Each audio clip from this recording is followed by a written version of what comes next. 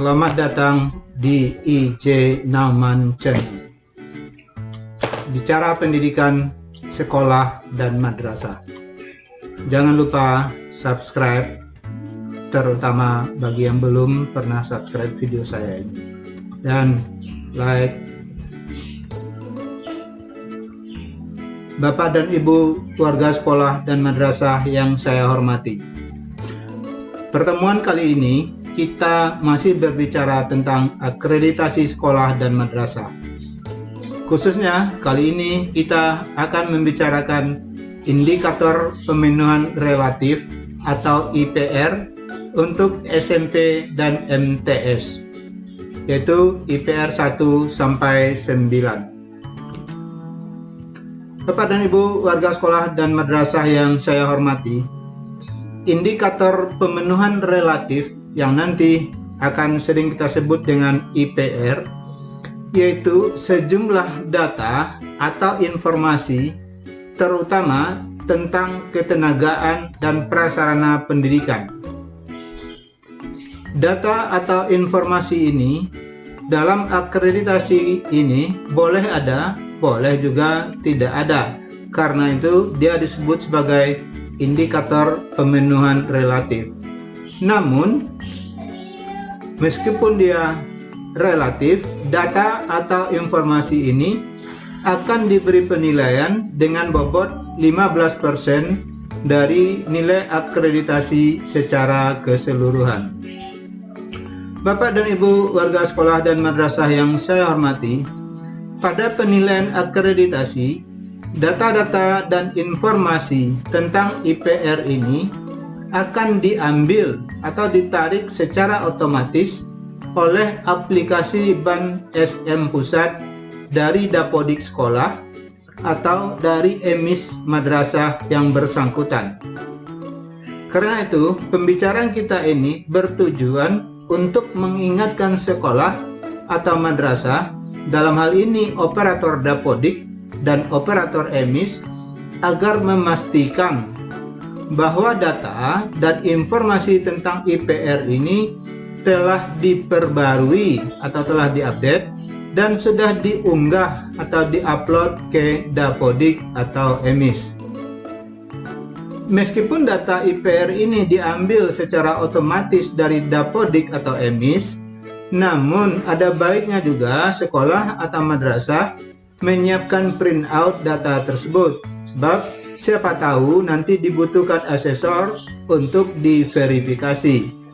Karena itu, kita akan lakukan 3 langkah yang hampir sama dengan menganalisis butir-butir kinerja, yaitu pertama, kita pahami butir IPR itu kalau ada aspeknya. Kedua, kita dalami perbedaan capaian relatif pada setiap level. Ketiga, baru kita tentukan dokumen dan bukti capaian relatif yang perlu dipersiapkan. Baiklah, Bapak dan Ibu warga sekolah dan madrasah yang saya hormati, untuk SMP dan MTS terdapat 9 jenis data yang termasuk data IPR, yaitu 1. Kualifikasi akademik guru. 2. Sertifikat pendidik. 3. Kesesuaian mengajar. 4. Tenaga administrasi. 5. Kepala perpustakaan. 6. Jumlah siswa per rombongan belajar. 7. Ketersediaan daya listrik di sekolah atau di madrasah. 8. Ruang penunjang. Dan 9. Jumlah WC atau jamban. Bapak dan Ibu warga sekolah dan madrasah yang saya hormati, mari kita cermati butir IPR nomor 1 yang berbunyi kualifikasi akademik guru minimum sarjana atau S1 atau diploma 4 atau D4. Nah, kita coba memahami bahwa IPR yang akan dinilai adalah kualifikasi akademik guru minimum sarjana atau S1 atau diploma 4. Artinya, pada IPR ini akan dihitung jumlah guru yang sudah berpendidikan minimal sarjana atau S1 atau D4 diploma 4. Yang dihitung itu semua guru yang mengajar di sekolah atau di madrasah tersebut, baik guru itu ASN atau PNS maupun guru honorer, yang tentu nanti dibuktikan dengan SK pembagian tugas. Artinya, semua guru yang bertugas mengajar yang tertuang dalam SK pembagian tugas dan sudah terdaftar di Dapodik, itulah guru yang akan kita hitung, kita lihat kualifikasi akademiknya. Bapak dan Ibu warga sekolah dan madrasah yang saya hormati, sekarang baru kita dalami perbedaan capaian relatifnya. Data atau informasi IPR 1 ini kan bersifat kuantitatif. Penghitungan level relatifnya dilakukan melalui persentase.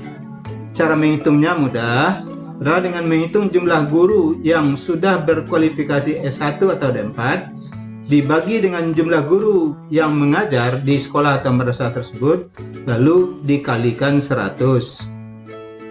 Dari level dan capaian kinerja relatif IPR 1 ini dapat kita pahami bahwa sekolah atau madrasah akan memperoleh nilai 4 atau berada pada level 4 jika 90% lebih gurunya sudah berpendidikan S1 atau D4.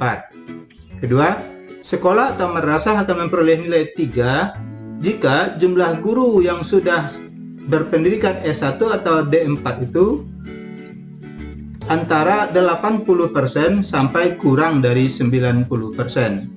Ketiga, sekolah atau madrasah akan memperoleh nilai 2 atau berada pada level 2 jika jumlah guru yang sudah berpendidikan S1 atau D4 itu berkisar antara 70% sampai kurang dari 80%. Dan terakhir, sekolah atau madrasah akan memperoleh nilai 1 atau berada pada level 1 jika jumlah guru yang sudah berpendidikan S1 atau D4 itu jumlahnya kurang dari 70%. Nah, langkah ketiga barangkali juga diperlukan seperti yang kita sampaikan tadi, untuk bahan verifikasi oleh asesor, maka disarankan disiapkan dokumen untuk IPR 1 ini adalah daftar nama guru beserta kualifikasi pendidikannya, kemudian dilengkapi dengan fotokopi ijazah mereka. Bapak dan Ibu warga sekolah dan madrasah yang saya hormati, kita lanjutkan ke butir IPR nomor 2, yaitu guru yang telah memiliki sertifikat pendidik. IPR yang akan dinilai adalah jumlah guru yang sudah memiliki sertifikat pendidik. Artinya, berapa jumlah guru yang mengajar di sekolah atau madrasah tersebut yang telah memiliki sertifikat pendidik. Baik guru itu ASN atau PNS maupun guru honorer yang dibuktikan dengan sertifikat pendidik yang dimiliki oleh guru tersebut. Lalu kita lanjutkan dengan melihat capaian relatif pada setiap level kinerja. Tentu caranya seperti tadi, dengan melihat kata kunci yang membedakan capaian relatifnya. Data atau informasi pada IPR 2 ini sama dengan yang satu tadi, bersifat kuantitatif. Penghitungan level relatifnya dilakukan melalui persentase. Cara menghitung persentasenya juga mudah, yaitu menghitung jumlah guru yang telah memiliki sertifikat pendidik dibagi dengan jumlah guru yang mengajar di sekolah atau madrasah tersebut, lalu dikalikan 100. Pada capaian relatif IPR 2 ini, sekolah atau madrasah akan memperoleh nilai 4 atau berada pada level 4 jika 85% lebih, mungkin ya sampai 100%, guru telah memiliki sertifikat pendidik. Kedua, sekolah atau madrasah akan memperoleh nilai 3 atau berada pada level 3 jika jumlah guru yang telah memiliki sertifikat pendidik berkisar antara 70 sampai kurang dari 85%. Ketiga, sekolah atau madrasah akan memperoleh nilai 2 atau berada pada level 2 jika baru 55% sampai kurang dari 70% jumlah guru yang telah memiliki sertifikat pendidik. Keempat, sekolah atau madrasah akan memperoleh nilai 1 atau berada pada level 1 jika jumlah guru yang telah memiliki sertifikat pendidik kurang dari 55%. Nah, langkah berikutnya seperti tadi, karena mungkin ini diperlukan, maka perlu disiapkan dokumen-dokumen untuk IPR 2 ini, antara lain satu tentu daftar nama guru disertai data kepemilikan sertifikat pendidik, dilengkapi dengan kedua fotokopi sertifikat pendidiknya. Baik, Bapak dan Ibu warga sekolah dan madrasah yang saya hormati, kita lanjutkan ke IPR nomor 3, yaitu guru yang mengajar sesuai dengan latar belakang pendidikan. Artinya, IPR yang akan dinilai adalah jumlah guru yang mengajar yang sesuai dengan latar belakang pendidikannya. Maksudnya, untuk guru mata pelajaran tentu telah memiliki latar belakang atau sertifikat pendidik sesuai dengan mata pelajaran yang diampunya. Hal ini tentu nanti terlihat pada SK pembagian tugas mengajar, fotokopi ijazah atau sertifikat pendidiknya. Baik guru itu ASN atau PNS ataupun guru honorer. Nah, baru kita lanjutkan ke langkah kedua, mendalami perbedaan capaian relatif pada setiap level kinerja dengan mencari kata kunci yang membedakan setiap capaian relatif tersebut. Data atau informasi pada IPR 3 ini sama dengan IPR 1-2 bersifat kuantitatif. Penghitungan level relatifnya dilakukan secara persentase. Cara menghitungnya juga sama, adalah dengan menghitung jumlah guru yang mengajar sesuai dengan latar belakang pendidikan dibagi dengan jumlah guru yang mengajar di sekolah atau madrasah tersebut, lalu dikalikan 100. Dari level dan capaian relatif IPR 3 ini, sekolah atau madrasah akan memperoleh nilai 4 atau berada pada level 4 jika 85% lebih atau sampai 100% guru yang mengajar sudah sesuai dengan latar belakang pendidikannya. Kedua, sekolah atau madrasah akan memperoleh nilai 3 atau berada pada level 3 jika jumlah guru yang mengajar sesuai dengan latar belakang pendidikannya itu berkisar antara 70 sampai kurang dari 85%. Ketiga, sekolah atau madrasah akan memperoleh nilai 2 atau berada pada level 2 jika jumlah guru yang mengajar sesuai dengan latar belakang pendidikannya itu berkisar antara 55 sampai kurang dari 70%. Keempat, sekolah atau madrasah akan memperoleh nilai 1 atau berada pada level 1 jika kurang dari 55% guru yang mengajar itu sesuai dengan latar belakang pendidikannya. Nah, berikutnya tentu kita siapkan dokumen untuk pembuktian IPR 3 ini, antara lain daftar nama guru disertai kesesuaian tugas dengan latar belakang pendidikannya. Kedua, SK pembagian tugas. Bapak dan Ibu warga sekolah dan madrasah yang saya hormati, kita lanjutkan ke butir IPR nomor 4, yaitu sekolah atau madrasah memiliki kepala tenaga administrasi yang memenuhi syarat sesuai dengan ketentuan. Nah, karena IPR yang akan dinilai ini adalah sekolah atau madrasah memiliki kepala tenaga administrasi yang memenuhi syarat sesuai dengan ketentuan, maka ketentuannya adalah 1. Kepala tenaga administrasi itu memiliki kualifikasi pendidikan minimal S1 dengan pengalaman kerja minimal 4 tahun. Atau boleh juga kualifikasi pendidikan minimalnya diploma 3 tapi sudah punya pengalaman kerja minimal 8 tahun. Kedua, memiliki sertifikat sebagai kepala tenaga administrasi. Nah, kita lanjutkan ke langkah kedua, mendalami perbedaan capaian relatif pada setiap level relatif dengan mencari kata kunci yang membedakan capaian relatif itu. Data atau informasi IPR 4 ini bersifat faktual. Nah, dari level dan capaian relatif IPR 4 ini jelas bahwa 1. Sekolah atau madrasah akan memperoleh nilai 4 atau berada pada level 4 jika kepala tenaga administrasi sudah berpendidikan S1 dengan pengalaman minimal 4 tahun atau berkualifikasi D3 dan sudah punya pengalaman bekerja minimal 8 tahun dan memiliki sertifikat.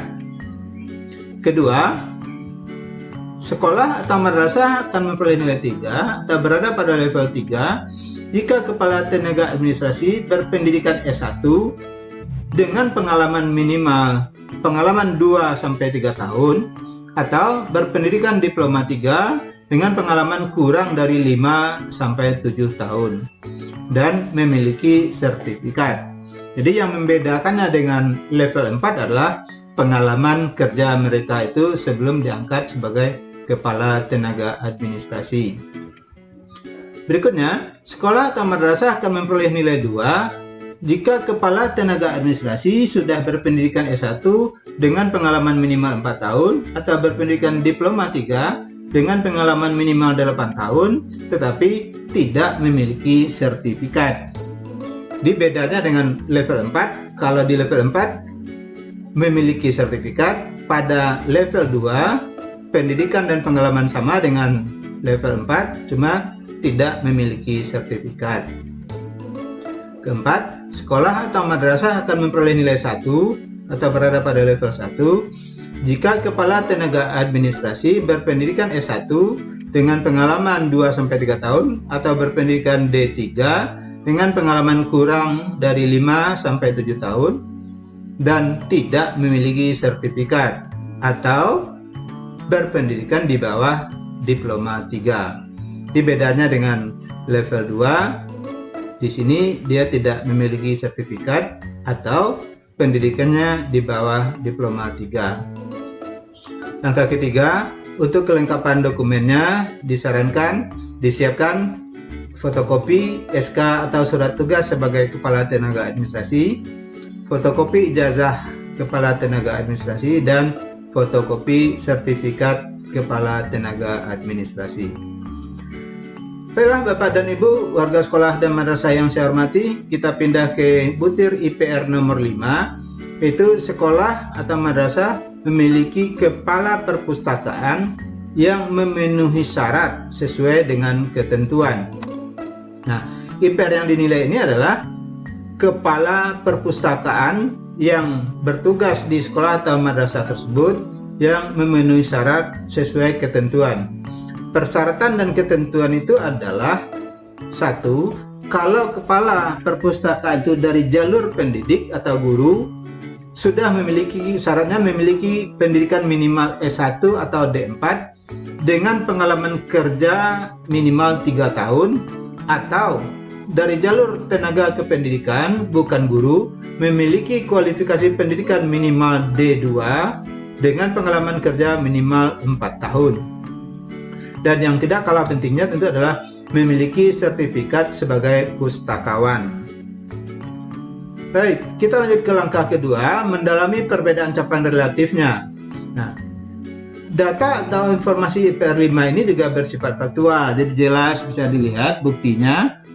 Dan capaian relatif IPR 5 ini adalah sekolah atau madrasah akan memperoleh nilai 4 atau berada pada level 4 jika kepala perpustakaannya itu berasal dari jalur pendidik atau guru berpendidikan S1 atau D4 dengan pengalaman minimal 3 tahun, atau berasal dari jalur tenaga kependidikan, pendidikan minimal D2 dengan pengalaman minimal 4 tahun dan memiliki sertifikat.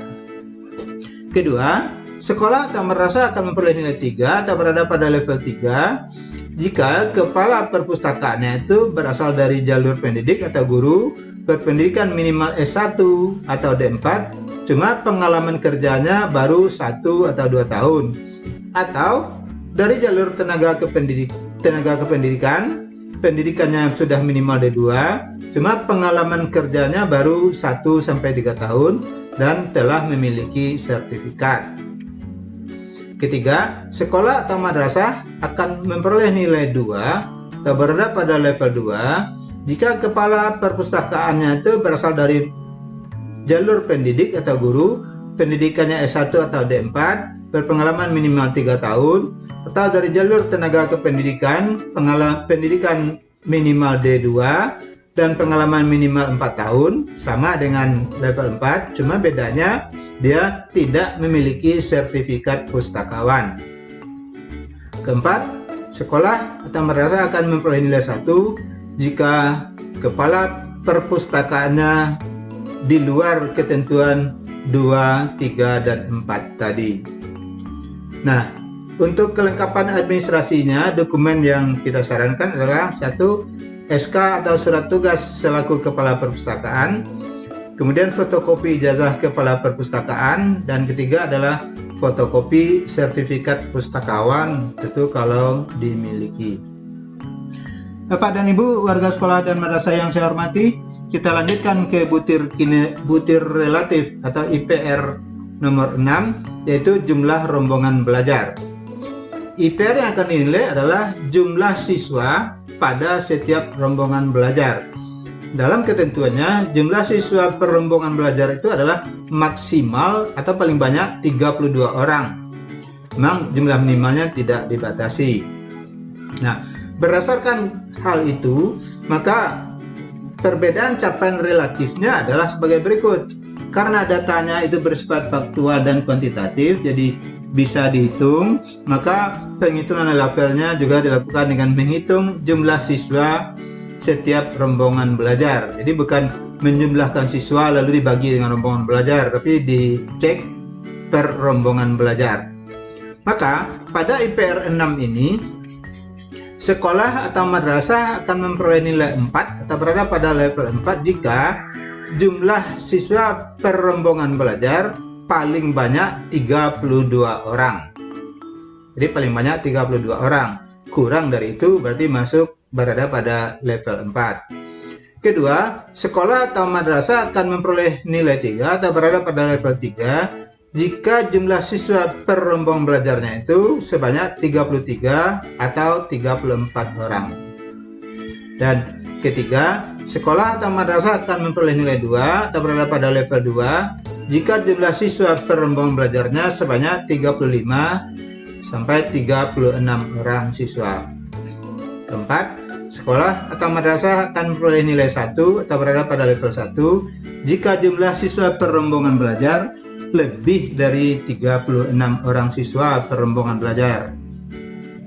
Nah, langkah ketiga, tentu untuk pembuktian dokumennya disarankan dokumen yang disiapkan adalah daftar nama siswa setiap rombongan belajar. Baik, Bapak dan Ibu warga sekolah yang saya hormati, kita lanjutkan ke butir IPR nomor 7, yaitu bangunan sekolah atau madrasah memiliki instalasi listrik dengan daya yang mencukupi kebutuhan. Di rumusannya hanya mencukupi kebutuhan. Karena IPR yang dinilai ini adalah daya listrik yang dimiliki oleh sekolah, maka penilaiannya juga gampang dan tentu dapat dibuktikan dengan melihat bukti pembayaran rekening listrik atau mungkin ya dicek pada meteran listriknya. Nah, pada IPR 7 ini perbedaan capaian relatifnya adalah 1. Sekolah atau madrasah akan memperoleh nilai 4 atau berada pada level 4 jika sekolah memiliki daya listrik 2200 watt atau lebih. Jadi jika 2200 watt atau lebih berarti dia berada pada level 4. Berikutnya, sekolah atau madrasah akan memperoleh nilai 3 atau berada pada level 3 jika sekolah atau madrasah memiliki daya listrik 1300 watt. Dan sekolah atau madrasah akan memperoleh nilai 2 atau berada pada level 2 jika daya listrik di sekolah itu hanya 900 watt. Dan sekolah atau madrasah akan memperoleh nilai 1 jika sekolah hanya memiliki listrik dengan daya di bawah 900 watt. Biasanya di bawah 900 itu kan 450 watt. Nah, dokumen dan bukti relatif yang diperlukan untuk IPR 7 ini kan sederhana saja, yaitu resi atau tanda bukti pembayaran rekening listrik. Baik, Bapak dan Ibu warga sekolah dan madrasah yang saya hormati, kita lanjutkan ke butir IPR nomor 8, yaitu tentang ruang penunjang yang cukup. IPR yang akan dinilai pada butir 8 ini adalah bahwa sekolah atau madrasah memiliki ruang penunjang yang cukup. Jadi memiliki ruang penunjang.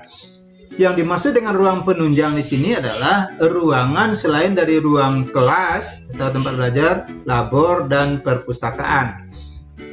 Yang termasuk ruang penunjang itu: 1. Ruang kepala sekolah, 2. Ruang majelis guru, 3. Ruang administrasi, 4. Ruang UKS atau ruang usaha kesehatan sekolah, 5. Ruang BK, 6. Tempat ibadah, dan 7. Ruang OSIS. Nah, jika melihat capaian relatif dan levelnya, maka pada IPR nomor 8 ini pembuktiannya juga gampang, yaitu dengan menghitung ruang penunjang yang dimiliki. Maka sekolah atau madrasah akan memperoleh nilai 4 atau berada pada level 4 jika memiliki 1. Ruang kepala sekolah atau ruang kepala madrasah, ruang majelis guru, ruang administrasi, ruang UKS, ada ruang BK, ada tempat ibadah, dan ada ruang OSIS. Nah, kalau ada ruang-ruang lainnya juga tidak dilarang. Kedua, sekolah atau madrasah akan peroleh nilai 3 atau berada pada level 3 jika sekolah sudah memiliki ruang kepala sekolah atau ruang kepala madrasah, memiliki ruang majelis guru, ada ruang administrasi, ada ruang ibadah, dan memiliki 1 sampai 2 di antara ruang berikut. Misalnya punya ruang UKS dan BK, atau punya ruang UKS dan OSIS, atau punya ruang BK dan OSIS. Nah, ketiga, sekolah atau madrasah akan memperoleh nilai 2 atau berada pada level 2 jika sekolah sudah memiliki ruang kepala sekolah atau kepala madrasah, sudah ada ruang majelis guru, sudah ada ruang administrasi, ada ruang ibadah, tetapi tidak memiliki ruang UKS, ruang BK, dan ruang OSIS, meskipun ruang-ruang yang lainnya ada. Misalnya ruang tempat menyimpan barang-barang dan lain-lain. Keempat, sekolah atau madrasah akan memperoleh nilai 1 jika tidak memiliki salah satu dari ruang kepala sekolah atau ruang madrasah, atau tidak memiliki ruang guru, ruang kepala sekolah ada, atau tidak memiliki ruang administrasi. Yang ada hanya misalnya ruang kepala sekolah dan ruang guru saja. Ruang administrasi numpang pada ruang guru misalnya. Meskipun ruang-ruang lain ada, misalnya dia punya ruang UKS, punya ruang BK, punya ruang OSIS, dan lain-lain. Nah, pembuktian untuk IPR nomor 8 ini juga sederhana, itu dengan melihat daftar dan data ruang penunjang yang dimiliki. Tentu akan diobservasi langsung oleh asesor. Baik, Bapak dan Bu, warga sekolah dan madrasah yang saya hormati, kita sampai pada IPR terakhir untuk SMP ini, SMP dan MTS, yaitu IPR nomor 9, yaitu jumlah WC atau jamban yang dimiliki sekolah, atau sekolah atau madrasah memiliki WC atau jamban. IPR yang akan dinilai adalah jumlah WC atau jamban yang dimiliki oleh sekolah sesuai dengan ketentuan dan peruntukannya. Jumlah yang dibutuhkan itu disesuaikan dengan siswanya dengan ketentuan 1 unit WC atau jamban disediakan untuk maksimal 40 siswa pria. Jadi 1 unit WC itu disediakan maksimal 40 siswa. Kalau siswanya sudah lebih dari 40, berarti sudah membutuhkan 2 unit WC. Kedua, 1 unit WC untuk siswa perempuan itu disediakan untuk maksimal 30 siswa wanita. Jadi kita ambil contoh misalnya, di sebuah SMP murid prianya 150 orang, berarti 150 dibagi 40, maka dapatnya lebih dari 3, maka kita bulatkan menjadi 4. Dan murid wanitanya ada 200 orang, berarti 200 orang dibagi 30, jumlahnya 6 lebih, 6 kali 30 kan 180, maka kita bulatkan kebutuhan WC-nya menjadi 7. Berarti SMP tersebut membutuhkan 11 unit WC atau jamban. Nah, berdasarkan hal itu, kita lihat capaian relatifnya adalah sebagai berikut. Penghitungannya, sekolah atau madrasah akan berada pada level 4 atau memperoleh nilai 4 jika minimum terdapat 1 unit jamban untuk kurang dari 40 siswa pria. Saya ulang, minimum kurang dari 40 siswa pria dan 1 unit jamban untuk kurang dari 30 siswa wanita. Jadi contoh tadi, kalau sekolah tadi itu murid prianya 150 dan ada WC-nya 4, berarti 150 dibagi 4 tentu kurang dari 40. Maka siswa perempuannya ada 200, jumlah WC-nya 7, 200 dibagi 7 itu kurang dari 30. Maka berarti sekolah itu kalau sudah punya 11 WC berarti sudah berada pada level A, level 4 atau memperoleh nilai 4. Kedua, sekolah atau madrasah akan memperoleh nilai 3 atau berada pada level 3 jika minimum terdapat 1 unit jamban untuk setiap 40 siswa pria dan 1 unit jamban untuk setiap 30 siswa wanita. Jadi kalau di level 4 peroleh nilai 4 itu kurang dari 40 siswa pria dan kurang dari 30 siswa wanita untuk setiap unit jamban. Ketiga, sekolah atau madrasah akan memperoleh nilai 2 atau berada pada level 2 jika minimum terdapat 1 unit jamban untuk setiap 40 siswa. Jadi tanpa membedakan perhitungannya siswa pria dan wanita, karena yang idealnya tentu harus dibedakan. Keempat, sekolah atau madrasah akan memperoleh nilai 1 jika di sekolah itu hanya terdapat 1 WC atau jamban yang digunakan bersama oleh siswa. Nah, langkah ketiga, pembuktian dokumen yang diperlukan tentu ya sederhana. Pertama itu jumlah siswa pria dan jumlah siswa wanita dan jumlah unit WC atau jamban yang disediakan untuk siswa itu. Jadi dihitung berapa jumlah siswa pria, berapa pula jumlah WC atau jamban yang disediakan. Dibuat jumlah siswa wanita dan berapa jumlah unit WC atau jamban yang disediakan untuk siswa wanita. Baik, Bapak dan Ibu, warga sekolah dan madrasah yang saya hormati, begitulah penjelasan tentang butir-butir IPR dalam rangka menyiapkan penghitungan capaian relatif dari SMP dan MTS.